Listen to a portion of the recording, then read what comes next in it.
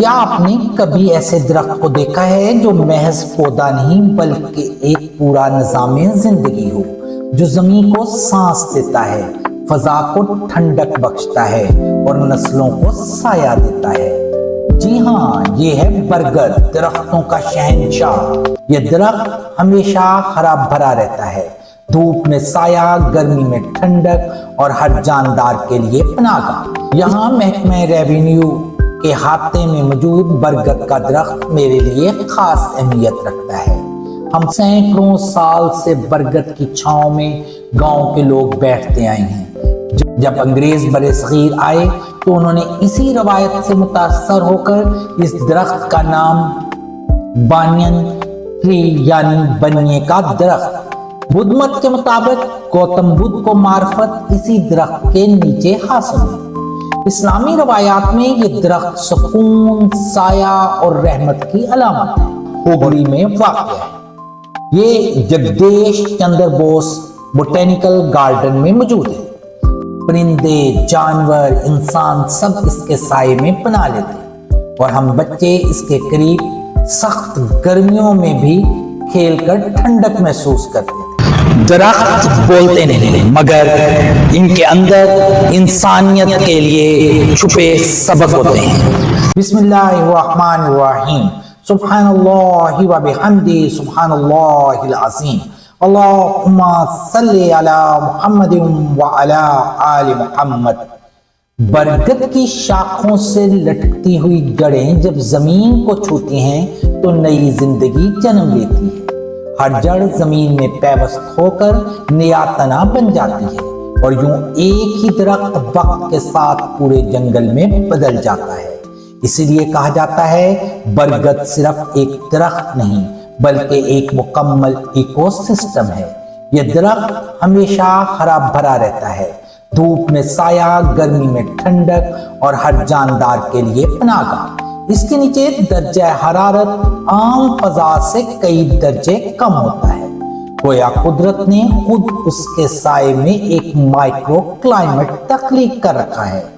یہ آلودگی جذب کرتا ہے، آکسیجن خارج کرتا ہے اور ماحول کو متوازن رکھتا ہے۔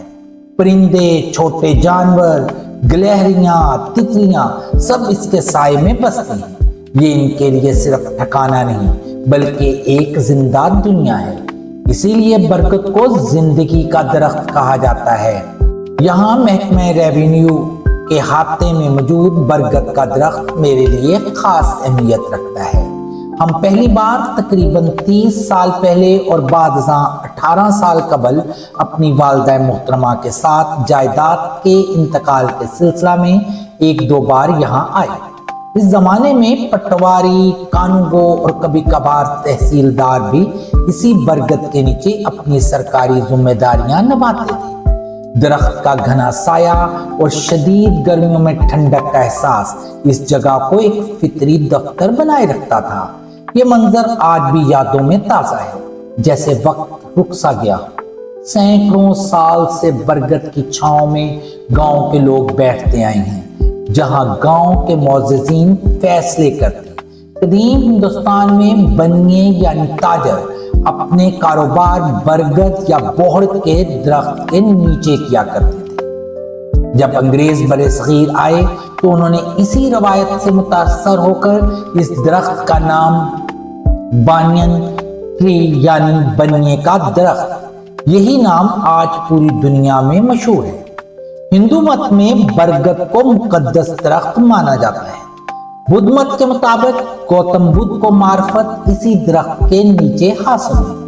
اسلامی روایات میں یہ درخت سکون، سایہ اور رحمت کی علامت ہے اور دیہاتوں میں برگد کے نیچے پنچایتیں لگا کرتی تھی، جہاں بات سنی جاتی تھی، سمجھ کر فیصلے کیے جاتے تھے۔ سائنسدانوں کے مطابق ایک صحت مند برگد 2 سے 500 سال تک زندہ رہ سکتا ہے، جبکہ بعض قدیم درختوں کی عمر 800 سال یا 1000 سال سے بھی زیادہ ہے۔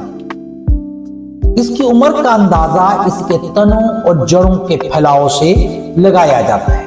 جتنے زیادہ تنے اتنا پرانا درخت۔ دنیا کا سب سے بڑا बरगद भारत के मगरबी बंगाल के जिला हुगली में वाक़ है। ये जगदेश चंद्र बोस बोटेनिकल गार्डन में मौजूद है। इसका रकबा 3.7 एकड़ से जायद है। इसके 3,500 से ज्यादा हवाई जड़ें जमीन में पैवस्त होकर तने बन चुकी हैं।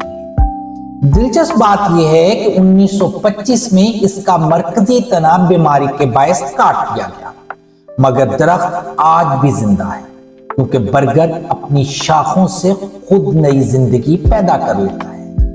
पाकिस्तान में भी कई कदीम बरगद के दरख्त मौजूद हैं। अखबारात, सोशल मीडिया, मकामी रवायात में उनका जिक्र तो मिलता है, मगर गिनीज बुक का वर्ल्ड रिकॉर्ड के मुताबिक उनकी बाकायदा फहरिस्त मुझे दस्तयाब नहीं हो सकी। मुझे अपने बचपन का एक बरगद दरख्त आज भी याद है। जब जिला बक्खर में मेरे वालिद मोहतरम चौधरी अब्दुल रशीद रेलवे में तैनात थे, तो रेलवे कॉलोनी में एक शानदार बोहड़ का दरख्त होता था। परिंदे, जानवर, इंसान सब इसके साये में पनाह लेते और हम बच्चे इसके करीब सख्त गर्मियों में भी खेलकर ठंडक महसूस करते थे। इस दरख्त की यादें आज भी जिंदगी का सरमाया है। चंद दहाइयां पहले तक पाकिस्तान के हर गांव में बोहड़ या बरगद के नीचे चौपालें लगा करती थी। ये वो महफिलें होती जहां बूढ़े बुजुर्ग हुक्का गड़गड़ाते, बच्चे दास्तानें सुनते, नौजवान हालाते हाजरा पर बहस करते पाए जाते। कहा जाता है कि दास्तान गोई को बामे अरूज इन्हीं चौपालों के जरिए मिला। बरगद इसी छांव में बात सुनने, समझने और फैसला करने की रवायत को देखते हुए बरतानवी हुक्मरानों ने भी कचहरियां इन्हीं दरख्तों के नीचे लगाई। आज अगरचे वो चौपालें अब नायाब हैं, मगर बरगद अब भी अपनी जगह कायम।